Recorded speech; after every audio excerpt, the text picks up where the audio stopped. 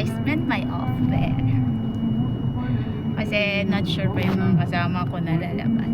So, for the meantime, dun muna ako mag-stay. Kasi naman gumala ako sa mall.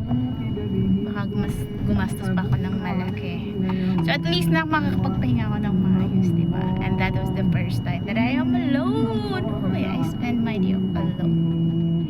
And I am so excited. I don't know why I'm so excited.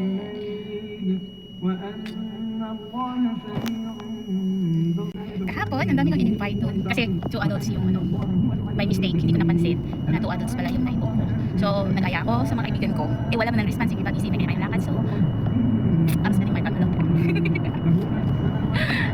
But it's good at least. Makapag-isip-isip, makapag-muni-muni yung person.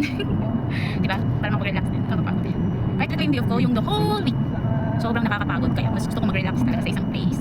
Kung saan nakaka-relax yung utak ko, nakaka-relax yung katawan ko. Para sa susunod na week na naman na trabaho. So, ganun. Sa akin na magastos, pero kumpara naman sa sarili mo, diba? Why not? Hindi puro trabaho kailangan i-treatment natin yung sarili nila sa mga complete places. Saan makakapag-relax. At least, diba? Charge the experience also. Hindi lang puro mall, gala, ating yung mall, ganyan. At least, let's try something new environment. And I'm on my way there. Hindi mo siya 5 star, 3 star hotel lang siya. Pero at least, hindi naman natin kailangan ng 5 star hotel. Kasi, walang bayang pera. Sa atin lang is a safe, plain place to stay for a day. O, diba? Yan yung importante. I will show you na lang.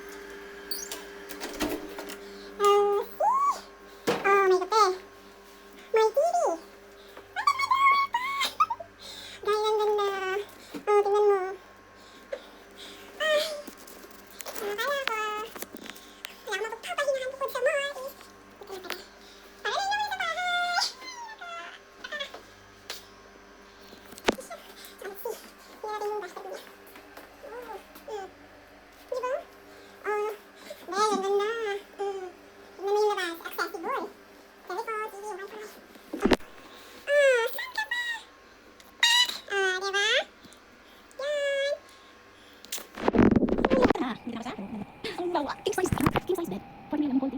Hindi naman yun. Tapos may pool pa. Oh my God. Dali pa lang hindi ko na. Wala mag-atis. Ay, boy, mga kapag kailangan. Para mas masaya. Paminsan-minsan.